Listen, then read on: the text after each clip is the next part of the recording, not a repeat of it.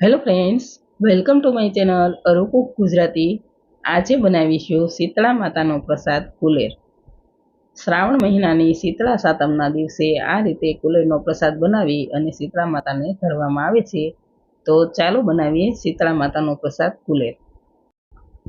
તો કુલેરનો પ્રસાદ બનાવવા માટે મેં અહીં એક વાટકો ઘઉંનો રોટલીનો લોટ લીધો છે, 3 ચમચી જેટલો ગોળ મેશ કરીને લીધો છે અને 5 ચમચી જેટલું ઘી લીધું છે. કુલેરનો પ્રસાદ ઘી, ગોળ અને લોટ મિક્સ કરીને બનાવવામાં આવે છે. તેમાં કોઈ બીજની સામગ્રીની જરૂર નથી પડતી.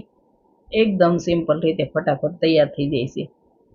તો સૌથી પહેલાં એક બાઉલ લઈ લઈએ. તેમાં આપણે લીધેલો રોટલીનો લોટ એડ કરીશું અને હવે આપણે લીધેલો બધો જ ગોળ એડ કરી દઈએ.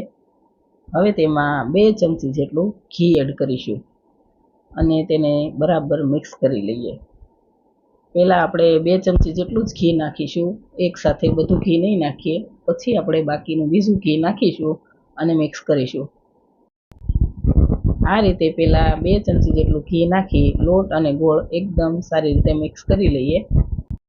કુલેરના પ્રસાદને ગેસ પર બિલકુલ નથી બનાવવાનો.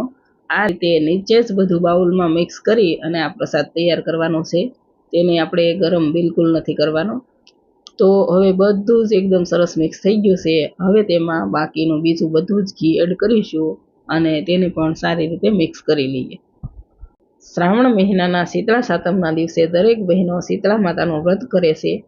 રાંધણ છઠના દિવસે રાંધેલું ટાઢું ભોજન જમે છે.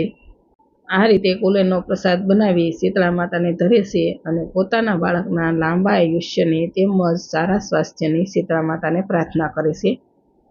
તો હવે બધું જ એકદમ સારી રીતે મિક્સ થઈ ગયું છે અને આ રીતે લાડવા વળી જાય તેવો કુલેરનો પ્રસાદ રેડી છે. હવે તેને કોઈ પણ એક વાટકામાં લઈ લઈએ. બધા જ બનાવી શકે તેવી એકદમ સરળ રીતે કુલેરનો પ્રસાદ રેડી થઈ જાય છે. આમાં કોઈ વધારે સામગ્રીની જરૂર નથી પડતી. ઘણાના ઘરે માતાજીના નિવેદમાં પણ આ રીતે કુલેરનો પ્રસાદ બનતો હોય છે. તો ફ્રેન્ડ્સ, રેડી છે શીતળા માતાનો કુલેરનો પ્રસાદ.